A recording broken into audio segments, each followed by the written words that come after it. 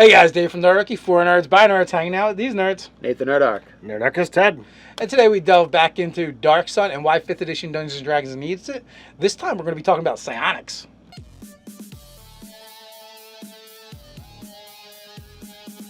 Jump down the description below where you can sign up for Nerdarchy the newsletter, get weekly gaming tips, as well as learn how to game with Nerdarchy. So once again, we trek through the burning sands of Athas. This time we're going to talk about psionics and how it truly affected playing in Dark Sun. So psionics it's everything, it's everywhere in this world, and it wasn't always like that. Like, psionics was kind of an addition in earlier stuff. Yeah, psionics has been around since 1st edition Dungeons & Dragons as part of like an appendix, right? Everyone could kind of be psionic, and they had weird rules for it. But Dark Sun really put psionics in the map for D&D, and it did it in several ways. One, everybody in Dark Sun had access to some psionics.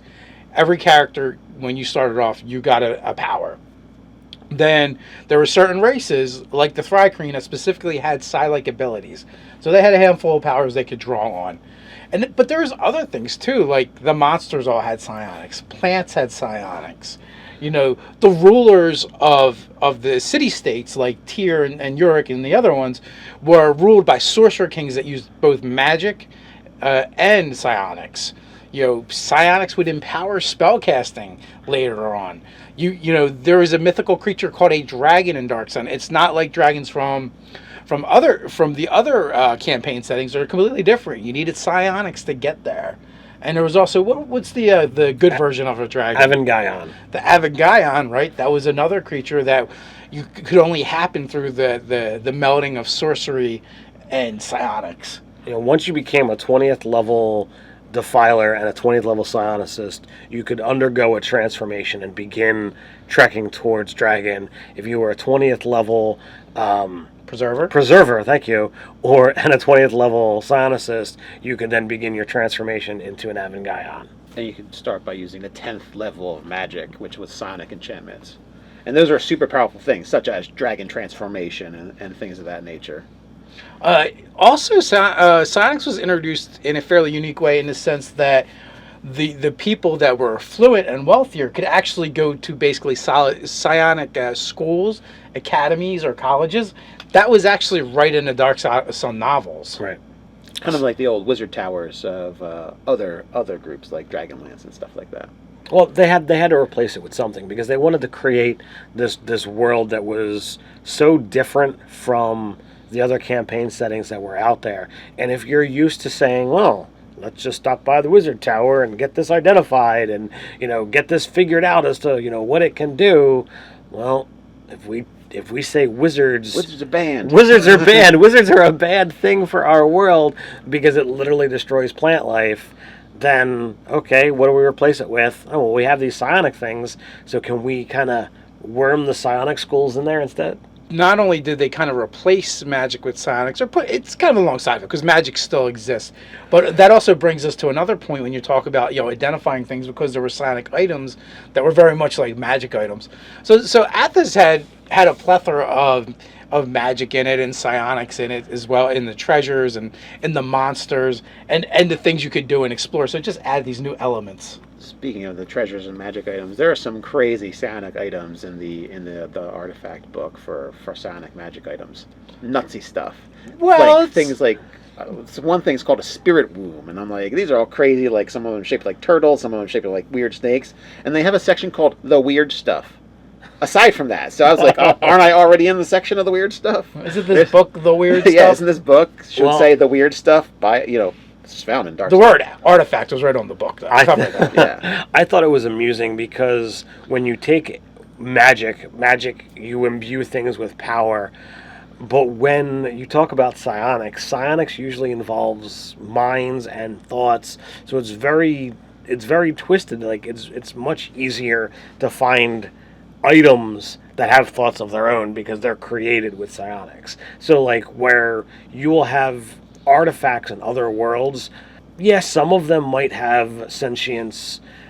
Most artifacts in Athas, I believe, correct me if I'm wrong, actually, because they're psionic items, not magic items, they're actually having thoughts and goals and things. It's like, oh, you pick up an item and now it could be a contest of wills to find out whether or not it's going to take you over.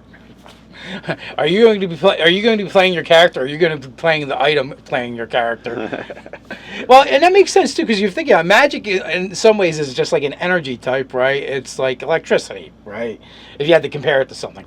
But psionics is like taking a piece of your consciousness and your intellect and placing it inside of something. So that makes more sense to me, that they're more apt to be sentient and self-aware. Absolutely. Now, getting back into, I'm going to loosely use the term monster, but the things that you would actually wind up encountering.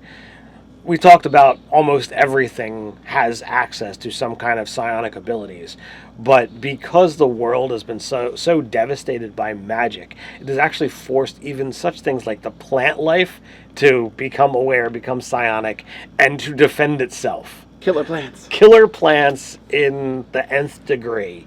I mean, there's blood grass that literally, if you step on it or lie down on it, it's going to attempt to wrap itself around you and begin trying to just drain you of your blood. Like, it's going to, forget you, I'm going to live here. It can't move, it can't do anything. If you go to it, it's going to eat you. Well, and that's the crazy part too, because a lot of times, like, these psionic plants, they have ways to draw in prey because they're stationary, they don't go anywhere. And that is one of the reasons why in Dark Sun you need to start off as a higher level to even think about leaving the safety of the city walls, because everything is out to get you. Absolutely. And even some of the plants have actually found ways to move amongst the sands. And everybody's seen cactuses. I don't know, how much travel you've done, but if you've ever actually bumped into or stepped on a cactus, those things hurt. The thorns get stuck in you.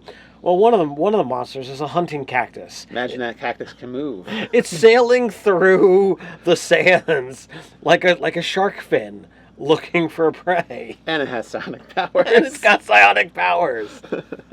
So that is the insanity of Dark Sun, and how prevalent psionics is in Dark Sun. Everybody has it. Everything has it. You might run into a psionic rock for all you know. Yeah, so if psionics aren't for you, it's going to be tough to avoid it in a world like Dark Sun. It's impossible. I mean, 99% of the stuff that you're going to encounter has access to some kind of it.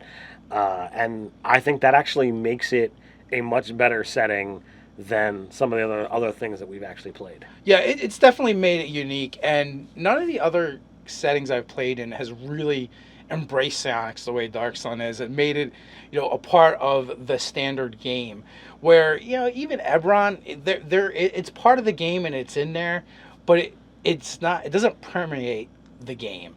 Like, you can play an Ebron game and never run into anything psionic. It's impossible to play a Dark Sun game and not have psionics affect your character.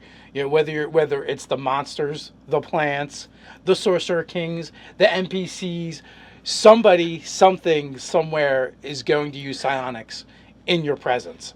If you're lucky, not on you, but it's going to happen. Could be a fellow party member. You can't even take a nap without avoiding psionics, because someone's going to do dream speak or something on you. It's just a part of the game.